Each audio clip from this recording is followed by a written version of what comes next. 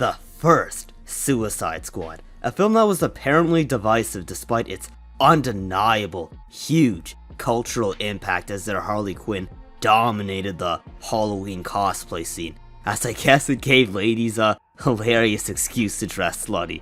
Even Leto's Joker did decently in terms of costumes, as boyfriends would complete the set. But speaking of Harley Quinn and Joker, we're going to be delving into their main scene and the theme behind it, Kehlani's Gangsta. Let's get into it. After various flashbacks spread throughout the entire film, giving us bits and pieces of Harley Quinn's origin, we get one more flashback that takes us to the main moment that matters, as Joker starts his manipulation with a question and oath that inspires obsession as he proceeds to double down on the bad guy good girl trope, all with a dreary, dark soundtrack given what's about to start in this chemical plant that resembles how Joker started as well.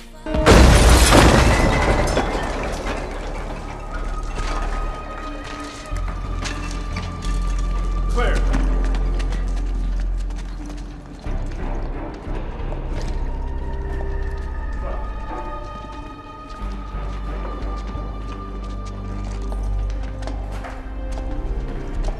I gotta work on my cardio.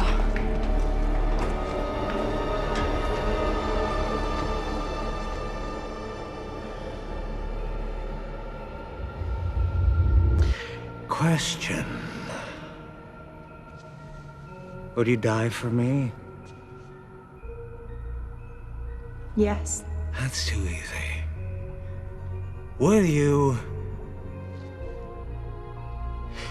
live for me? Yes. Careful. Do not say this oath thoughtlessly. Desire becomes surrender, surrender becomes power. You want this? I do. Say it. Say it. Say it. Pretty, pretty, pretty, pretty, pretty, pretty, pretty. Please. God, you're so good.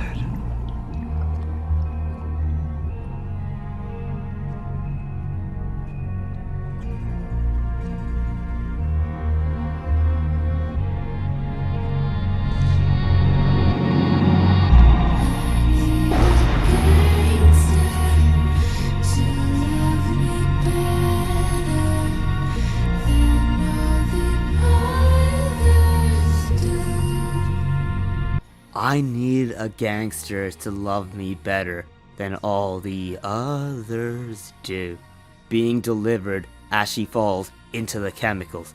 Now, sorry if I sound like one of those cringe red pill channels, but this line goes hard and embodies the themes of Harley Quinn's and Joker's story, regardless of the adaptation.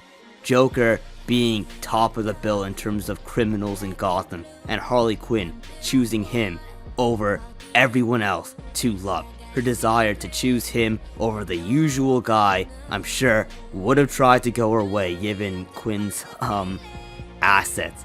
Similar to the ladies liking the bad boy trope, once again. Not saying every single woman behaves like this, but the percentage is undeniably decent enough. Now, this point here may be subjective as I don't believe it to be super duper clear, but Joker walks away as I believe he originally intended to troll Harley and Quinzel into just killing herself. But he stops and starts thinking for a second before turning around to jump in the vat of chemicals. I think this may be due to the Joker feeling something for her somewhat, or the latter, which is more likely, that it could be him just not wanting to let go of the opportunity of an extreme fangirl, as it also plays into his very own ego as an extension of himself, despite the concept of love being against the very concept of what he usually does. I have done everything you said, every test, every trial, every initiation. I have proved I love you. Just accept it. Got it. I am not someone who is loved. I'm an idea. State of mind. I execute my will according to my plan, and you, Doctor, are not part of my plan. Let me in, I promise. Let me in, I promise I won't hurt Promise? Promise? Hey, dick face! Mind screaming at your bitch somewhere else. I was gonna say I wouldn't do that if I were you. Don't hurt me. I'll be your friend. Do it. Do it, do it, do it, do it, do it. My heart scares you and a gun doesn't. Do it!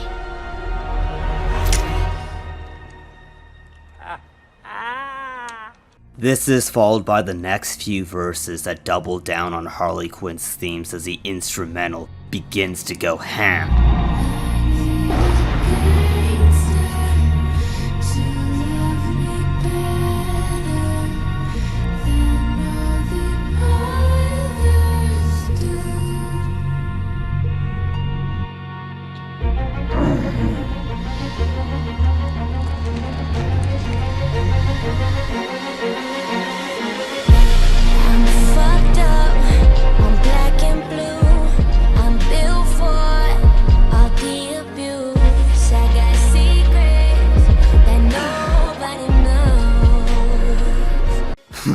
I'm fucked up, I'm black and blue, I'm built for it, all the abuse. You see, these lines, this one is so obvious it may be a waste of time explaining it, but these verses here tell the story of the girl being into the criminal, the monster. A girl like that would justify the words, I'm fucked up.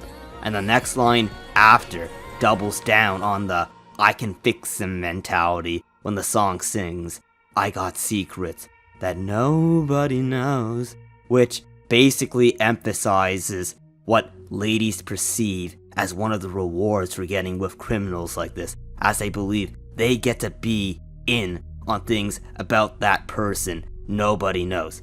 This ties to lore as Harley Quinn was the therapist as shown in the movie, so therefore she would hear such things. As a therapist would say, what's said in this room stays in this room. In the interesting case of the Joker though, he could very well be lying, like he did in the animated series, that this is obviously inspired by, as that was Quinn's first appearance. That's not... No. No! He told me things, secret things he never told anyone! Was it his line about the abusive father? Or the one about the runaway mom? He's gained a lot of sympathy with that one. Stop it! You're making me confused! What was it he told that one parole officer? Oh yes. There was only one time I ever saw Dad really happy. He took me to the ice show when I was 7. Circus. He said it was the circus. He's got 1 million of them, Harley. You're wrong! My foot does love me! It does! You're the problem! But anyway, for our last few verses that's delivered as the instrumental goes even more ham as it will ever go, and it becomes grand as it establishes Gotham's most chaotic and iconic couple, on top of the dye from their clothes coming off into the chemical liquid, signifying Quinn's new colors as the Joker literally breathes new life into what some people may call an entirely different person.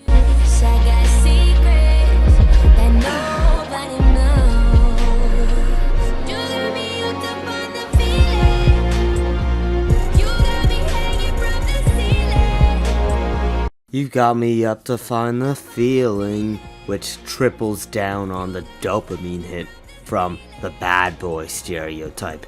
You've got me hanging from the ceiling, which represents the danger of it all as Joker's laughter happens, and then we get ended off on a line which insinuates the gamble of it all as the flashback ends.